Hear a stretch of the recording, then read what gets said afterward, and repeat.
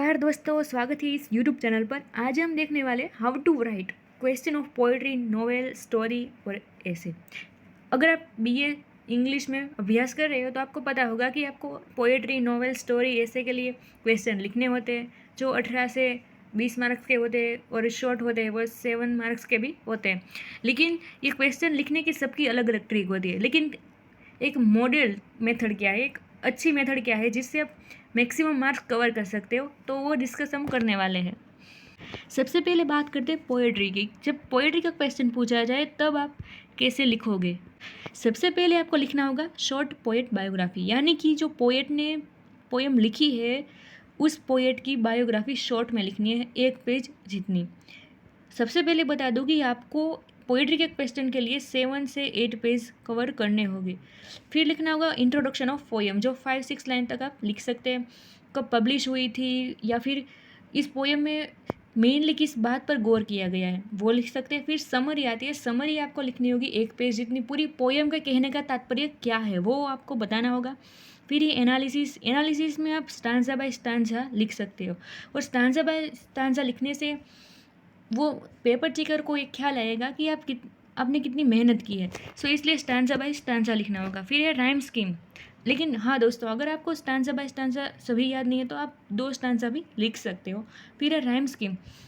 सब पोएम की अलग अलग राइम स्कीम होती है, तो उस पोएम की आपको राइम स्कीम लिखनी होगी। फिर है फिगर ऑफ स्पीच। इस पोएम में किस लाइन में किस फिगर ऑफ स्पीच का उपयोग कैसे किया गया है वो लिखना होगा। और फिगर ऑफ स्पीच की बात करें तो हर लाइन की आपको पता नहीं होती, या फिर हर लाइन की आपको फिगर ऑफ स्पीच याद नहीं रहती है। सो इसलिए आप 4-5 लाइन में जिस फिगर ऑफ स्पीच का उपयोग किया गया है वो भी लिख सकते हो। फिर है हिस्ट्रिकल कंटेक्स्ट। कोई भी पोएम लिखी जाए तो उसके पीछे का कुछ रीज़न होता है, तो आप जिस पोएम को डिस्क्राइब करने वाले हो उस पोएम के लिखने के पीछे का पर्पस क्या होगा पोएट का, वो आपको लिखना होगा। जैसे कि व्हेन वी टू पार्टेड है, वो लिखी है लॉर्ड बायरन ने। वो क्यों लिखी है? क्योंकि उसकी जो हाफ सिस्टर उसके लिए लिखी है। ओके, तो फिर आपको लास्ट में लिखना होगा कंक्लूजन, वो भी 5-6 लाइन का। तो आपके हो जाएंगे 7 पेजेस। अगर 8 पेजेस भी हो जाते हैं तो भी कोई प्रॉब्लम नहीं है, लेकिन 6 पेजेस से तो कम नहीं ही होने चाहिए।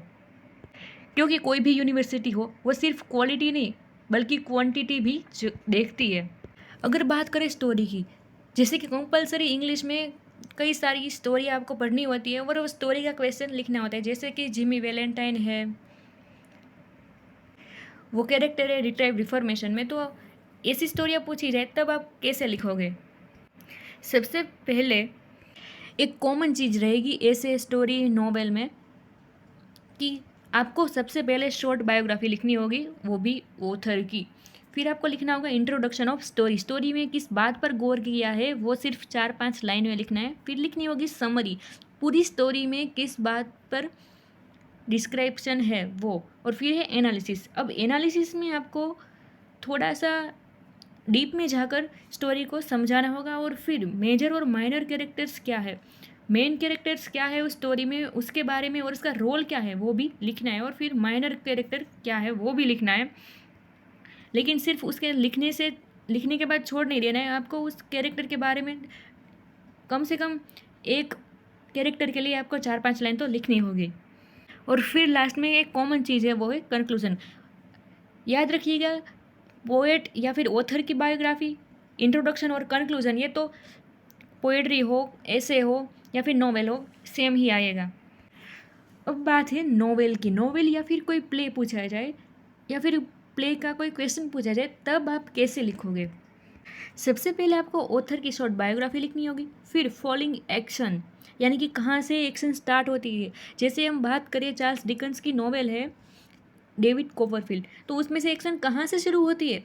वहाँ जब डेविड कॉपरफील्ड यानी कि प्रोटैगोनिस्ट है उस स्टोरी का, वो जब बड़ा होता है, जब बाहर की दुनिया देखता है, उसका जन्म होने के बाद जब वो स्कूल में भेजा जाता है तब से उसकी एक्शन शुरू होती है। फिर ये मेन थीम इन 1 लाइन, तो उसकी थीम है ग्रोथ एंड चेंज, वो सिर्फ 1 लाइन में लिखनी होगी। फिर अगर आपको समय बचे क्वेश्चन लिखने के बाद या फिर आपका पेज कम हो रहे तो आप उस थीम को लंबी डिस्क्राइब कर सकते हैं। फिर है इंट्रोडक्शन ऑफ नॉवेल। इस नॉवेल में किस बात पर गौर किया गया है वो सिर्फ 4-5 लाइन में पहले लिखना है। फिर है समरी, फिर है एनालिसिस, जिसमें आपको एनालिसिस के लिए कम से कम 3 पेज तो भरने ही होंगे। फिर है सिम्बल्स, जैसे कि डेविड कॉपरफील्ड में मेन सिम्बल्स है, काइट है, फ्लावर है, तो जैसे कोई नेचुरल एलिमेंट आता है तो आप वो लिख सकते हैं। या फिर जैसे कि फ्लावर है तो फ्लावर भी कई सारी जगह दिखाया गया है, कई सारे सीन में दिखाया गया है, तो आप वो लिख सकते हैं। फिर है कंक्लूजन। पोएट्री, ऐसे, नॉवेल, स्टोरी, वो सभी के बारे में हम डिस्कस करने वाले हैं इस वीडियो में। हमने ऐसे के बारे के सिवाय सभी चीज़ें डिस्कस कर लिए, तो अब आखिरी पॉइंट है ऐसे, और इसके लिखने का स्टाइल भी एकदम अलग होना चाहिए। नॉवेल, स्टोरी और पोएट्री से एकदम अलग है। सबसे पहले कॉमनली आपको शॉर्ट ऑथर बायोग्राफी लिखनी होगी, फिर आपको उस ऐसे का इंट्रोडक्शन लिखना होगा 4-5 लाइन में, और फिर है ऑथर्स इल्यूस्ट्रेशन, यानी कि ऐसे जनरली तो ऐसे में जो आज की समस्याएं होती है उसके बारे में लिखा गया होता है। तो इस ऐसे में जिस समस्या के बारे में लिखा गया है उस समस्या को समझाने के लिए ऑथर ने कौन से इल्यूस्ट्रेशन यानी कि उदाहरण दिए हैं, एग्जाम्पल दिए हैं, वो आपको खास लिखने होंगे। फिर ये आइडियाज़ ऑफ ऑथर, यानी कि जैसे कि रॉबर्ट लैंडसर है तो उसने रूल ऑफ रोल में लोगों की लिबर्टी के बारे में डिस्कस किया गया है, तो आपको लिखनी होगी ऑथर्स की लिबर्टी, यानी कि ऑथर के पॉइंट ऑफ व्यू से लिबर्टी आखिर में है क्या, फ्रीडम क्या है, उसके बीच का डिफरेंस क्या है, उसको आपको डिस्क्राइब करना होगा। और फिर है आइडियाज़ ऑफ ऑथर, हमने देख लिया। फिर है योर पॉइंट ऑफ व्यू, सबसे पहले आपको लिखने होंगे आइडियाज़ ऑफ ऑथर, फिर आपको अपना पॉइंट ऑफ व्यू थोड़ा सा लिखना है, आधे पेज जितना। फिर आपको लिखनी होगी पूरे ऐसे की समरी। फिर है थीम, मेनली इस ऐसे में जिस समस्या पर गौर किया गया है उस समस्या में मेन थीम क्या है। जैसे कोई पॉल्यूशन है, लोग उसके तरफ ध्यान नहीं देते, तो उसके तरफ का जो इग्नोरेंस है वो आप लिख सकते हैं। फिर आपको कंक्लूजन लिखना होगा। आई होप को आपको ये इस वीडियो में पूरी जानकारी मिली होगी कि कैसे क्वेश्चन लिखते हैं। अगर आपको ये वीडियो उपयोगी लगा हो तो अपने दोस्तों को शेयर करना ना भूलिएगा और चैनल को सब्सक्राइब भी कर दीजिएगा। Thank you.